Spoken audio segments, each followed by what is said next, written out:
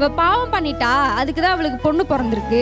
அவங்க பொறுத்த வரைக்கும் வாரிசுன்னா பையன் தான். அப்ப பையன் பெத்தாதான் அந்த சொத்து வந்து ஆள முடியுமா? பொண்ணுங்களுக்கு அதுக்கு ரைட்ஸ் கிடையாதா? எங்க வீட்டுக்காரே சம்டைம்ஸ் அப்படி சொல்லுவாரு, உங்களுக்கு கொல்லி போட பையன் இருக்கா? இதுக்கு பதில் நான் சொல்கிறேன். செத்தா கொல்லி போட வாரிசு இருக்கா வாரிசு இருக்கான்னு நீ எத்தனை நாளைக்கு சொல்லி சொல்லி மனசை நோகடிக்குவீங்க?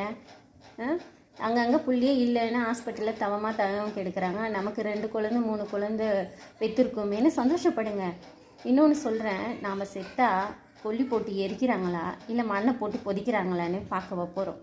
ஆனால் வாழ்கிற நாட்களில் நிம்மதியும் மரியாதையும் ரொம்ப முக்கியம். அது கண்டிப்பாக பொம்பளை பிள்ளைங்களால் கொடுக்க முடியும். அப்புறம் இன்னொன்று சொல்கிறேன், நாம் சம்பாதிச்ச சொத்துக்கு வாரிசுன்னு சட்டமோ சாங்கிய சம்பிரதாயமோ நமக்கு சொல்ல முடியாது. பெத்த நாம் தான் எந்த புள்ளிக்கு எந்த உரிமையை கொடுக்கணும்னு நாம் முடிவு பண்ணணும். மற்றவங்க கதையை விட்டுருங்க.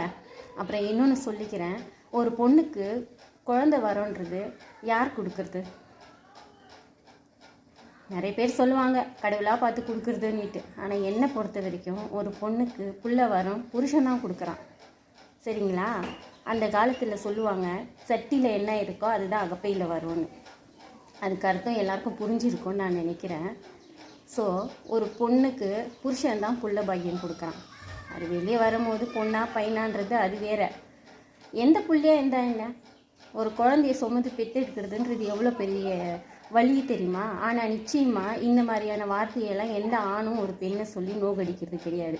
பெண்கள் தான் ஒரு பெண் மனசை புரிஞ்சிக்காமல் ஒரு பொண்ணுங்களை நோகடிக்கிறதுக்கு முக்கியமான காரணமே மாமியாமார்கள் தான்.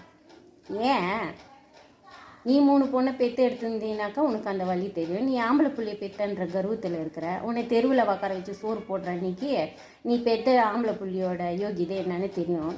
நீ எத்தனை காலத்துக்கு பொம்பளை பிள்ளைங்கன்னு மட்டம் தட்டுவீங்க? ஏன் பொண்ணு வாரிசு கிடையாதா? மருமகன்னு ஒருத்தி எங்கேருந்தோ வர மருமகளுக்கு சம்பாரித்த சொத்துலேருந்து எல்லாமே பங்கு கொடுக்கும் போது நாம் பெற்ற பொம்பளை பிள்ளைக்கு சொத்தை சம்பாரித்து வைக்கிறதுல என்ன தப்பு?